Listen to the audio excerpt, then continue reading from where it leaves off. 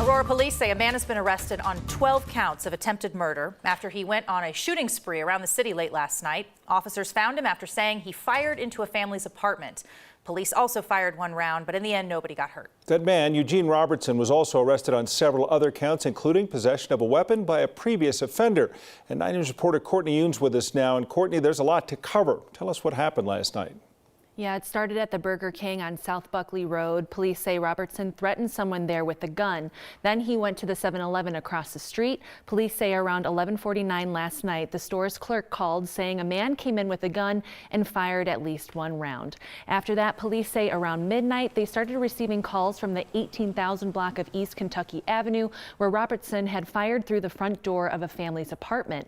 Shannon Walker was inside that home with her daughter and grandchildren, who are all staying over during fall break. She says she helps Robertson sometimes, like with picking up his daughter from the bus stop. He came to her house late last night. Walker says she asked him to leave and come back another time when they weren't sleeping. Then he started shooting. Walker did not want to show her face on camera.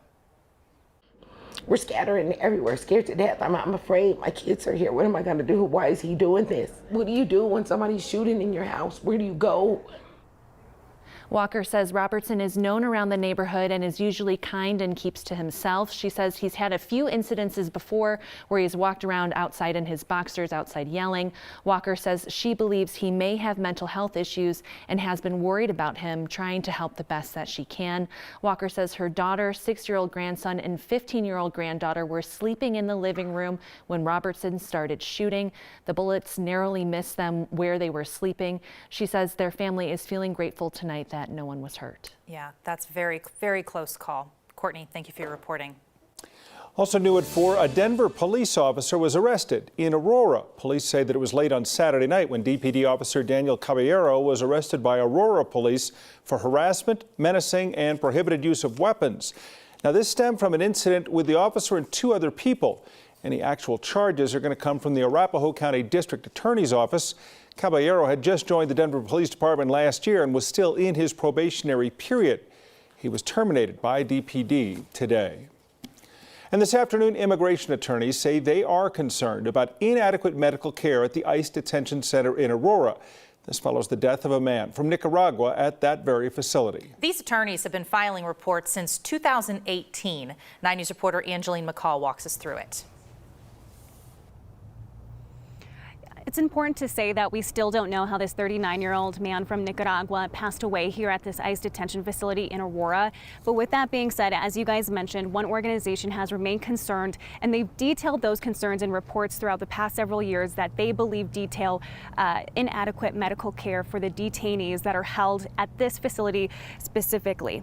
Now, that organization is called the Rocky Mountain Immigrant Advocacy Network, and they've laid out different accounts from people who have been detained, with people saying COVID-19 protocols often were not taken. One man who was detained said, quote, "They even say that they will not get us medical help unless we're dying. Not until we are dead will they help us," end quote. A man we spoke to, referred to as Musa in the reports, told us he broke his front teeth on food while at the facility. There were multiple times when he says he blacked out and felt like he didn't get the attention or care that he needed. That place, America is better than that place, and that place should not be existing. That place should not exist. America is a place for hope, and that place is a hopeless place. Immigration attorneys are still fighting for the autopsy report and to learn more about what happened. But in the meantime, there will be a vigil held for this 39-year-old man from Nicaragua that passed away here in the next hour at 5 o'clock. Angeline, thanks for the update. We'll certainly be keeping an eye on that story as it evolves. Well, today he said he was humbled by the opportunity, but also well aware of the challenges. Denver's new police chief officially sworn in today. A lifelong Denver resident, Ron Thomas, takes over from Paul Pazin, who abruptly retired about 6 weeks ago. And after today's ceremony, Chief Thomas talked about violent crime in the city and rebuilding the department's relationship with the community. Here's 9 News crime and justice reporter Matt Jablow.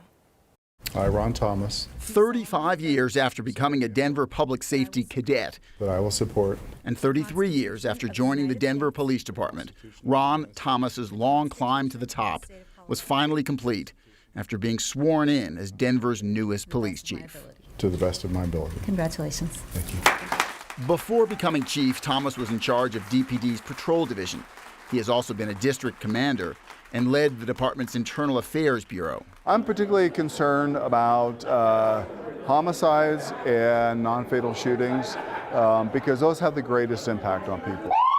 Thomas said his top priority as chief will be finding ways to reduce the city's stubbornly high violent crime rate and improving the department's response times to 911 calls at a time when the department is down nearly 200 officers, or 12% of its authorized force. I've thought of some innovative ways to repurpose officers so that there's more officers to be able to respond to police calls, identifying those calls that don't necessarily need a police response, whether they can be, reports can be taken online or over the phone, and really just reserve those urgent calls that officers need to respond to, for them to respond to. I just asked you guys this, simple as this. Thomas said another top priority will be repairing the department's frayed relationship with many members of the community. According to Thomas, it begins with listening better to Denver residents and having a better understanding of what they want and need from police. I personally want to have every individual who lives in the city understand that the Denver Police Department works for them. Thomas said he also intends to maintain the department's focus on the city's hotspots where a disproportionate amount of crime occurs. And he said he has a number of ideas, some of which involve public awareness for bringing down the extremely high number of stolen cars in Denver. Tom and Jenny? He's talked about so much about these problems that exist right now, and then there's the day-to-day operations of the Denver Police Department. There's a lot. There's a lot to do. I think, according to Chief Thomas, it really begins with reestablishing the relationship with the community, because if you don't get help from the community, it's really hard to solve crimes. We shall see. All right. Thank you, Matt. All right, we take a look outside. This is a look at how things are this afternoon in Greeley. Beautiful sunshine and blue skies. Mild temperatures, another dry day. And we want to get over to Kathy now and talk a little bit more about what's coming our way. Not too many complaints in the weather department with this, you guys. And from me. Beautiful, and the color pop in the neighborhoods with the red, the yellow, the orange trees. It just doesn't get any better than this. But you know it's not going to last. It's fall, and we're tracking a storm for late in the weekend that may bring more snow to the high country and maybe a little bit of a rain-snow mix here on Monday. So right now you're looking at the radar and satellite composite, and there's just not a lot happening there. Although our friends in the Midwest are like, hello, a little too much wind and snow up here. If you could just move that low out of here, and it is headed for the northeast.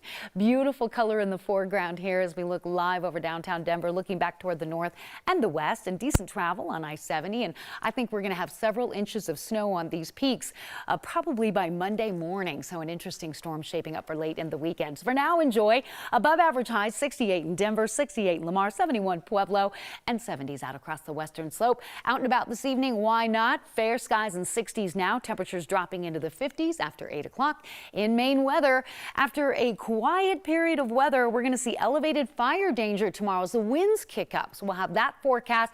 This all ahead of a weekend storm system that will bring mountain snow. And some of the models today are suggesting maybe a rain-snow mix right here in Denver on Monday. We'll talk all about it, you guys. Come on. Well, maybe one of those can solve the problem for the other. So, yeah, right? Well, starting to see some snow on those mountains from a distance. This will add to that if that all comes to pass this weekend. Thanks, Kath.